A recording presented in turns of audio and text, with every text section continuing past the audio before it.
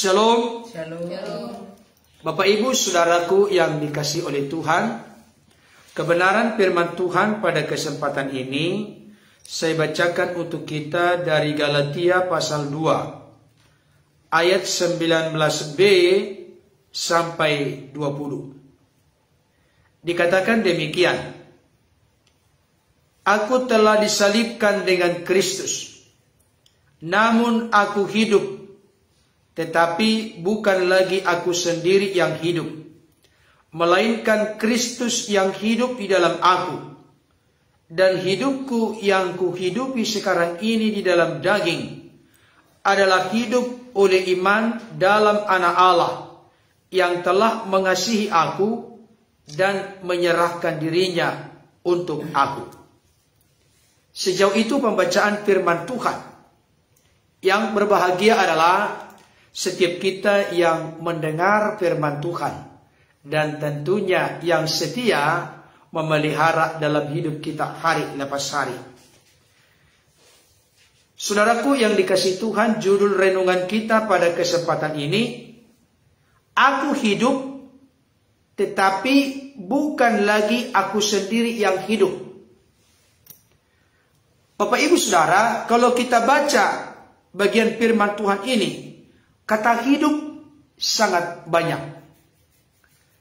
Ini menandaskan atau menunjukkan hidup yang baru di dalam Kristus. Ada ayat firman Tuhan yang berkata, dahulu kamu telah mati oleh karena dosa-dosa dan pelanggaran-pelanggaranmu. Tentu ketika Rasul Paulus menyampaikan kalimat seperti itu kepada jemaat Efesus, Efesus 2 ayat 1. Jemaat Efesus hidup, tetapi dalam konteks dahulu hidup dalam perbudakan, perhambaan dosa. Jadi yang dimaksud dengan mati di situ bukan mati secara fisik, tapi mati secara spiritual, mati secara rohani. Itu maksudnya. Saudaraku yang dikasihi Tuhan, memang kita tahu, kita mengerti bersama, sebelum seseorang mengalami perjumpaan, pengalaman baru dengan Tuhan, maka dia adalah manusia lama. Itu sebabnya Alkitab dengan jelas berkata di dalam 2 Korintus pasal 5 ayat 17, barang siapa ada di dalam Kristus, ia adalah ciptaan baru. Yang lama sudah berlalu, sesungguhnya yang baru sudah datang. Apa yang baru itu? Kalau kita nanti melihat dalam Roma pasal yang ke-6 ayat 3 sampai 4, saya bacakan dulu sebentar untuk kita. Roma 6 ayat 3 sampai 4 dikatakan demikian. Atau tidak tahukah kamu bahwa kita semua yang telah dibaptis dalam Kristus telah dibaptis dalam kematiannya? Tadi ayat firman Tuhan berkata, aku telah disalibkan dengan Kristus. Kalau namanya disalibkan berarti Kristus disalibkan, mati, Bapak Ibu Saudara. Dengan demikian kita telah dikuburkan bersama-sama dengan Dia oleh baptisan dalam kematian, supaya sama seperti Kristus telah dibangkitkan dari antara orang mati oleh kemuliaan Bapa, demikian juga kita akan hidup dalam hidup yang baru. Jadi apa yang dipaparkan oleh Rasul Paulus, baik itu di dalam surat-suratnya di kitab Roma, demikian juga 1 Korintus, termasuk juga di kitab Galatia, tentunya itu merupakan satu pengertian yang sama. Ketika kita ini sudah ada dalam Kristus, maka yang lama sudah berlalu, kehidupan yang lama yang terikat, terbelenggu, diperhamba, diperbudak oleh dosa, telah berlalu. Sesungguhnya yang baru sudah datang. Yang baru sudah datang artinya sifat, watak, karakter yang baru sudah datang. Bukan lagi diperhamba oleh dosa, bukan lagi diperbudak, dikuasai oleh dosa, tapi sudah diperhamba oleh kebenaran. Dan saya mau sampaikan kepada Bapak Ibu Saudara saat ini, ada banyak orang Kristen di luar sana yang tidak paham, tidak mengerti terkait dengan ketika kita menjadi orang percaya, menjadi orang Kristen, kuncinya adalah kita percaya menerima Yesus sebagai Tuhan. Tuhan di situ bahasa Inggris Lord. Sebagai penguasa, pemimpin, raja. Kalau bahasa Jawa, Gusti. Junjungan dalam hidup kita. Jadi sebelumnya kita diperhamba oleh dosa. Tapi setelah kita percaya kepada Yesus sebagai Tuhan, maka pemimpin yang memperhamba kita, yang menguasai kita, yang memerintah atas hidup kita adalah Yesus sebagai Tuhan. Sebagai juru selamat yang menyelamatkan, menebus kita dari dosa, kematian kekal, dan dari jeratan kuasa-kuasa dunia ini. Saudaraku yang dikasihi Tuhan, saya mau sampaikan kepada kita saat ini. Rasul Paulus berkata, namun aku hidup, tetapi bukan lagi aku sendiri yang hidup. Ini kan kalimat yang kelihatan kontradiksi, bertolak belakang. Namun aku hidup, tetapi bukan lagi aku sendiri yang hidup. Pengertian bukan lagi aku sendiri yang hidup, aku di situ ego. Bukan lagi keegoan, keakuanku yang bertahta dan berkuasa atas hidupku. Tidak. Keegoan, keakuanku telah ditundukkan, ditaklukkan di dalam ketuhanan. Di dalam kepenguasaan Kristus. Jadi kalau ada orang Kristen, Bapak Ibu Saudara berkata, aku ini sudah percaya menerima Yesus sebagai Tuhan Juru Selamat. Tetapi hidupnya suka-suka dia. Maunya dia. Selera dia. Apa yang menyenangkannya. Saya kasih tahu. Itu adalah sesuatu yang sangat salah kaprah. Kenapa? Karena 2 Korintus pasal 5 ayat yang ke-15 berkata kepada kita. Demikian. Dan Kristus telah mati untuk semua orang. Supaya mereka yang hidup. Ada lagi di sini kata hidup. Kristus telah mati untuk semua orang. Supaya mereka yang hidup tidak lagi hidup untuk dirinya sendiri. Tetapi untuk dia yang telah mati dan telah dibangkitkan untuk mereka. Dengarkan baik Bapak Saudara. Kristus telah mati di kayu salib.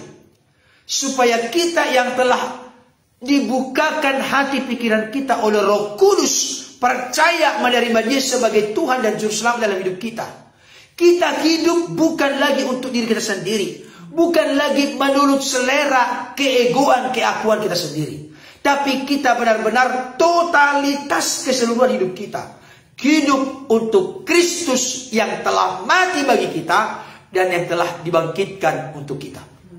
Saya berharap ini clear, jelas dan komplit bagi kita semua. Jadi coba kita hayati, renungkan kehidupan kekristenan kita. Apakah selama ini kita hidup menurut selera kita, kemauan kita, keegoan kita, kesenangan kita, kesukaan kita? Saya sependapat dan setuju sekali dengan kebenaran firman Tuhan yang akhirnya digubah menjadi sebuah lagu oleh hambanya pendeta Dr. Erastus Sabdono MTH. Beliau berkata begini, sungguhlah hidupku telah ditebus oleh kuasa darah yang kudus. Sekarang hidupku bukan milikku lagi. Apapun yang Tuhan mau lakukan, apapun yang Tuhan mau inginkan, asalkan Tuhanku senang, semua ku relakan supaya namanya ditinggikan, diagungkan dan dimuliakan di dalam hidupku dan melalui hidupku. Dan referen dari lagu itu sangat bagus. Suka-sukamu Tuhan. Suka-sukamu Tuhan. Suka-sukamu Tuhan. Suka-sukamu Tuhan. Saudaraku yang dikasihi Tuhan, di kesempatan renungan kita pada kesempatan ini, mari katakan sama-sama dengan saya. Kita ambil sebuah konklusi, tekad dan kesimpulan. Supaya kita berkata dengan yakin, mantap dan lantang dengan sungguh-sungguh. Keluar dari keikhlasan, ketulusan hati kita untuk berkata, suka-sukamu Tuhan. Kalau boleh saya bandingkan dengan kitab Yesaya pernah berkata, engkau penjunan Tuhan, ku tanah liat, bentuklah aku sesukamu, bukan sesuka kita. Kita ini ibarat tanah liat di tangan Tuhan. Dan Tuhan mau bentuk kita menjadi sebuah bencana yang berkenan kepadanya. Bencana yang berguna, yang indah di matanya. Jadi sebuah tanah liat tidak boleh protes kepada tukang periuk. Demikian juga diri kita sebagai seperti tanah liat di tangan Tuhan. Jangan protes, jangan berontak, jangan melawan. Biarlah Tuhan engkau bentuk aku, engkau jadikan aku sesuka-sukamu. Karena aku yakin dan percaya engkau tidak pernah membentuk aku untuk sesuatu yang keliru, sesuatu yang salah, sesuatu yang hina, sesuatu yang rendah. Tidak. Tapi Tuhan membentuk kita untuk menjadi bencana tanah liat yang siap untuk dijadikan berkat bagi sesama dan hormat kemuliaan bagi nama Tuhan.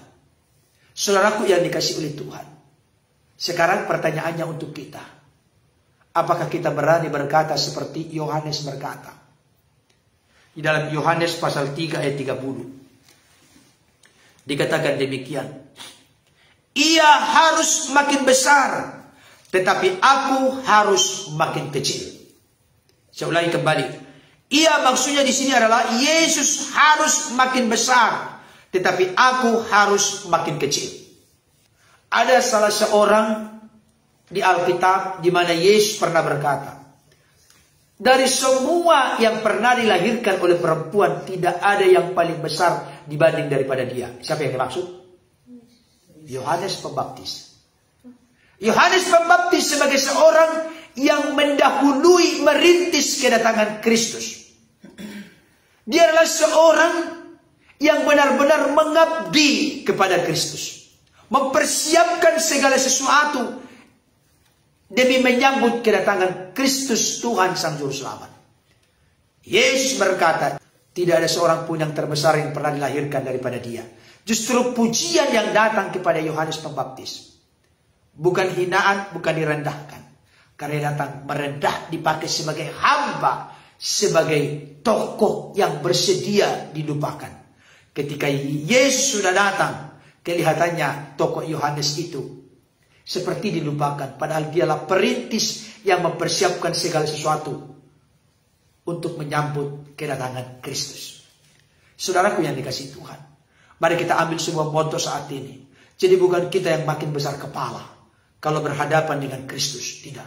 Tapi dia yang harus makin besar, makin tinggi, makin mulia, makin agung di dalam hidup kita, melalui kata-kata kita, melalui perilaku kita, melalui segenap hidup kita. Dia yang harus makin dimuliakan, diagungkan dan ditinggikan di dalam hidup kita dan melalui hidup kita. Itu sebabnya Bapak Ibu Saudara, saya sangat tertarik dengan apa yang disampaikan oleh seorang penginjil terkenal di zamannya, bahkan sampai sekarang pun masih sering dikenal oleh para penginjil-penginjil dunia. Hambanya almarhum Smith Wigglesworth. Dia adalah seorang yang sangat ekstrim Bapak Ibu Saudara. Kemana-mana pergi, naik kereta api, naik mobil, tidak pernah lepas dari membaca Alkitab. Ini luar biasa. Tetapi ada sesuatu yang agak berbeda dengan saya secara pribadi. Dalam pengertian beliau sangat ekstrim.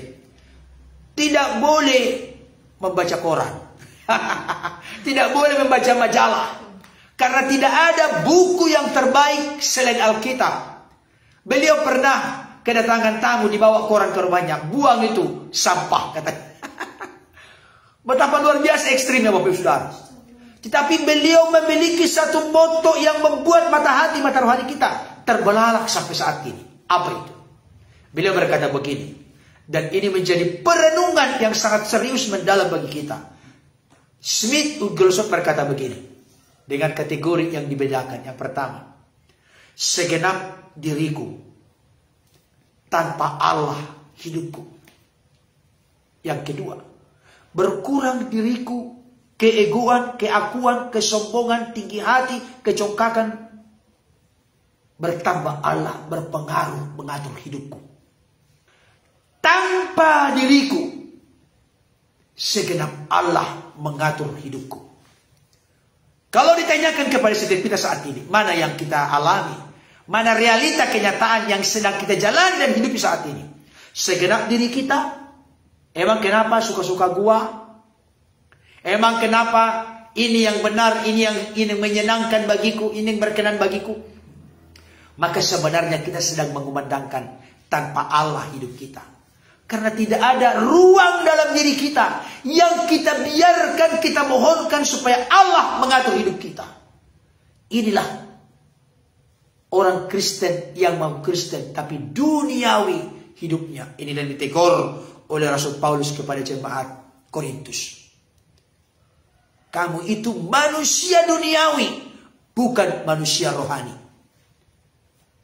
Dan ada banyak orang Kristen yang seperti ini. KTP-nya Kristen, terdaftar di organisasi gereja, tapi sifat watak karakternya tidak pernah mengalami sentuhan Tuhan, perubahan yang radikal dari Tuhan.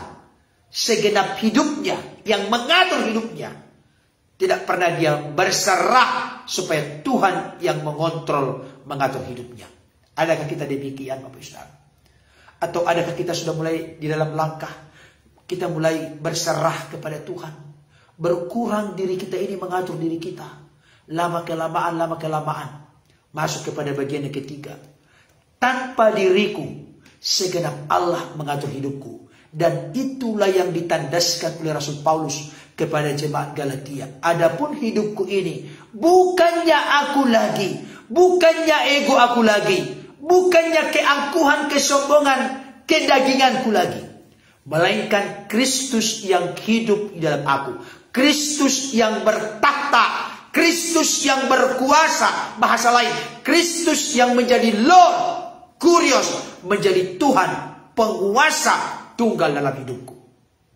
Hidup yang kuhidupi sekarang ini di dalam tubuh ini adalah hidup oleh karena iman kepada anak Allah, kepada firman yang telah menjadi manusia, yang telah mengasihi kita dan menyerahkan dirinya untuk kita.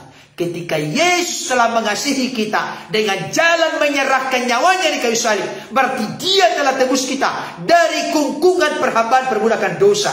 Maka dosa tidak lagi berkuasa, berotoritas kepada kita, tapi Tuhan Yesus yang menjadi Tuhan dan penguasa yang berkuasa atas hidup kita. Mari Bapak Ibu Saudara, selamat berkata dan lubuk hati terdalam, biarlah Yesus yang makin besar dan aku yang harus makin kecil. Tetapi jangan dengan berkata demikian berpikir, aduh aku nanti jadi gak ada guna-gunanya, gak diperhitungkan, jadi hina rendah. Bukan. Karena Yesus pernah bersabda, barang siapa yang meninggikan diri, ia akan direndahkan. Tetapi barang siapa yang merendahkan diri di hadapan Tuhan, ialah yang akan ditinggikan dan dimuliakan.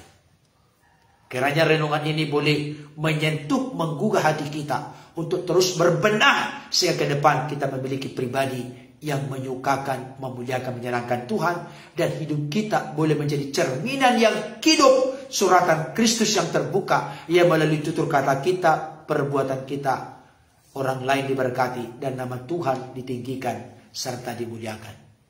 Selamat menjalankan aktivitas sepanjang hari ini. Doa kami Bapak Ibu Saudara dalam tuntunan, pimpinan, perlindungan, pemeliharaan dan penggembalaan Tuhan yang ajaib.